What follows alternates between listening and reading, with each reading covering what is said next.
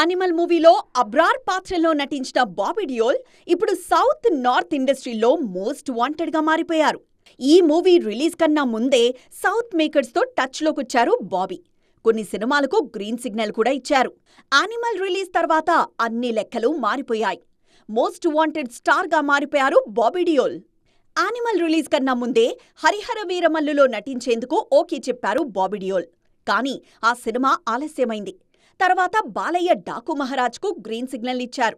కాలీవుడ్లోనూ బాబీ జోరు కనిపిస్తోంది. కంగువా సినిమాలో క్రూయల్ రోల్లో కనిపించిన బాబీ నెక్స్ట్ విజయ్ జననాయకంలో స్టైలిష్ లుక్లో అలరించబోతున్నారు. సౌత్ నార్త్ ఇండస్ట్రీల్లో వరుస అవకాశాలతో ఫుల్ బిజీగా ఉన్న ఈ బాలీవుడ్ స్టార్ డిజిటల్లోనూ కెరియర్ కంటిన్యూ చేస్తున్నారు.